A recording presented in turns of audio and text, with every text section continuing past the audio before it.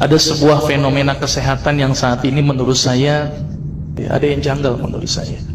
Bapak perhatikan sekarang. Dokter makin banyak, klinik makin banyak, rumah sakit apalagi.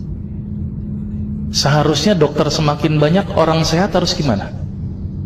Harus banyak. Tapi apa kenyataan pada saat ini? Dokter banyak, klinik banyak, rumah sakit banyak, orang sakit banyak. Ini yang salah siapa nih Pak? Dokternya atau pasiennya Pak? Karena saya dokter, saya salahin pasiennya. Ternyata pasien itu makhluk yang pasrah menurut saya.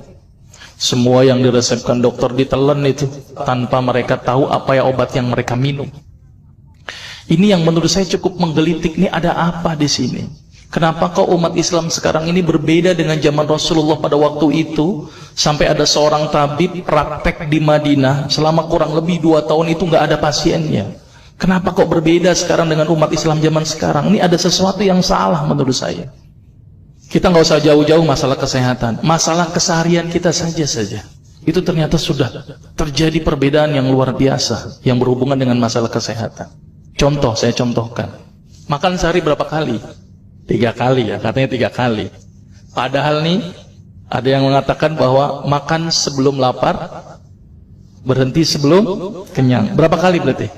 Tidak 3 kali, terserah perut. Jadi patokan 3 kali sebenarnya dalam Islam itu tidak ada sebenarnya. Ada sesuatu yang aneh. Maka itu saya sempat berpikir, ini jangan-jangan ini ada sebuah kesalahan dalam diri saya. Maka itu saya setelah lulus dokter, saya melanjutkan kuliah lagi, tapi tidak ngambil spesialis gitu ya. Jadi saya ngambil kuliah lagi jurusan tafsir hadis gitu ya. Ketika belajar hadis itu banyak sesuatu yang menurut saya luar biasa yang tidak pernah dikupas. Ya, ilmu kesehatan yang luar biasa tetapi tidak pernah dikupas. Nah, di situ saya bertemu dengan seorang ustadz. Kemudian ustadz itu bilang begini. Ini latar belakang saya kenapa saya belajar pengobatan Nabi. Ustadz itu bertanya kepada saya begini, "Dok, antum yakin gak sih dok kalau antum masuk surga?" Saya jawabnya pada waktu itu apa? "Yakin Ustaz, saya masuk surga karena Allah menurut prasangka hambanya." Tapi Ustaz itu bilangnya lain. "Kayaknya antum masuk neraka deh." Waduh. Dia memberikan data-datanya ke saya. Maka saya bersyukur kepada Ustaz tersebut ya. Dia ambil pada waktu itu, mohon maaf ya, saya menyebut merek, mohon maaf. Lihat dong. Lovenox. Obat yang dipakai untuk mengencerkan darah. Biasanya diberikan pada penderita penyakit jantung, stroke dan gangguan bekuan darah. Di situ tertuliskan kata apa? Porsin origin. Ada yang tahu porsin?